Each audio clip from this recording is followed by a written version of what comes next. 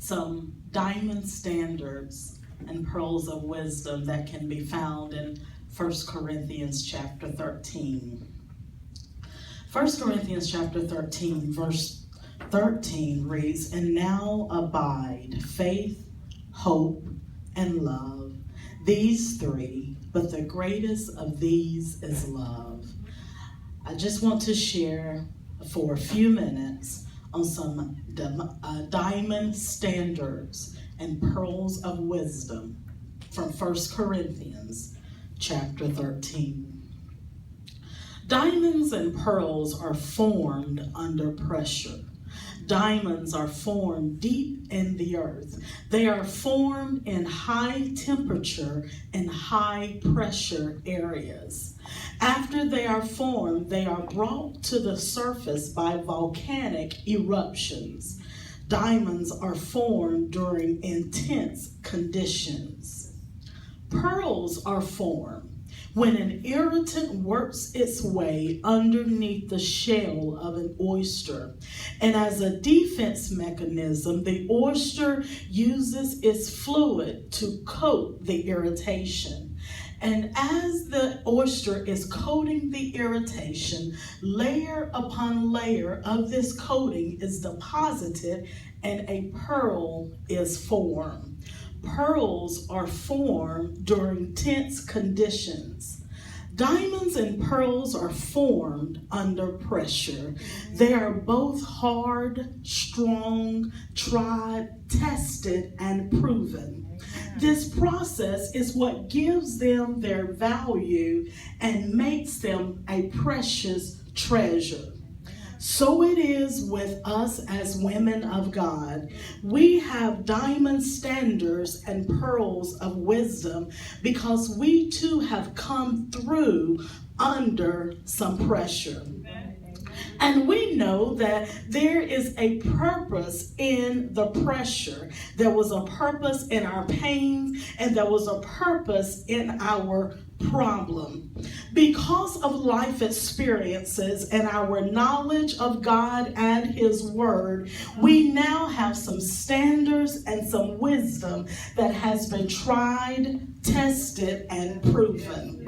A woman who has diamond standards and pearls of wisdom has thoughts that are higher than the average woman's thoughts and ways that are higher than the average woman ways. The first diamond standard and pearl of wisdom that we see in 1 Corinthians 13 is that love has everything to do with it. In answer to Tina Turner's famous song, "What Does Love Have to Do with It?" I say love has everything to do with your walk in God.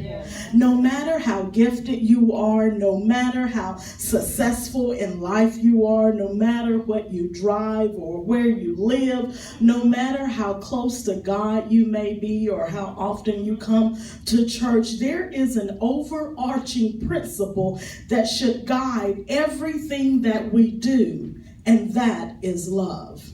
Without love, anything that you do for God is a waste of time. No matter how much we know or how great wisdom or how much great wisdom we speak, no matter if we utter incredible mysteries that wow the masses, we might as well be honking our horn and bumper to bumper traffic if we do not do it with love. No matter what we can do or will do, without love, it is meaningless.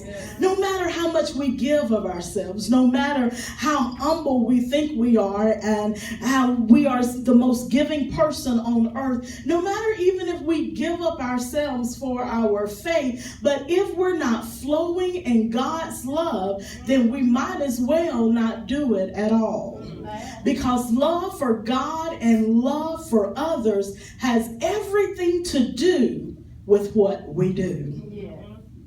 Not only does love have everything to do with it, but the second diamond standard and pearl of wisdom that we see in 1 Corinthians 13 is that we must live in love. In 1 Corinthians chapter 13, verses 4, 5, and 6, Paul defined love in terms of what love is and what love is not. Paul lets us know that if we become jealous and envious when we hear good news about someone, then we are not living in love. If we walk around with our chest stuck out about, look at what I did, and if we only help others so that we can hear our names called, then my sisters, we are not living in love.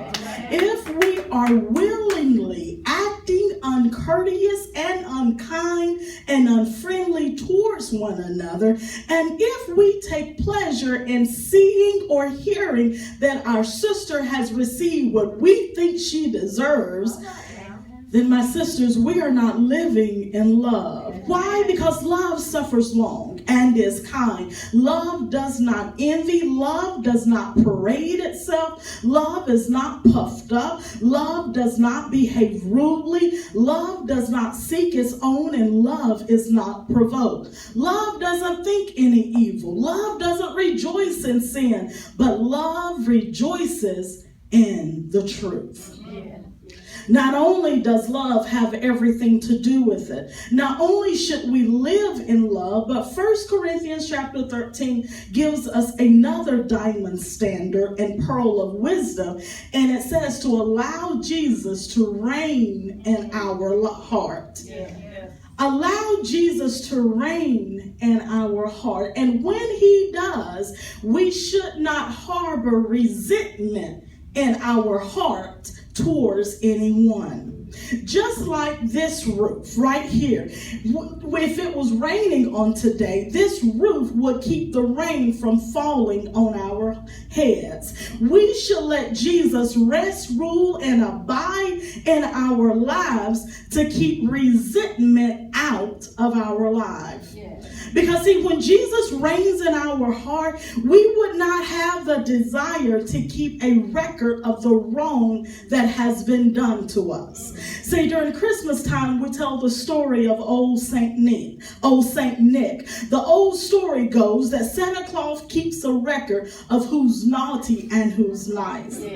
But my sisters, on today, I venture to say that there are some women, not necessarily in the house, but there are some women that we know that keep lists of who's been naughty and who's been nice to them. We must ask ourselves the question, how quick are we to forgive when someone has done us wrong? So often we as women, we are good at this now. We see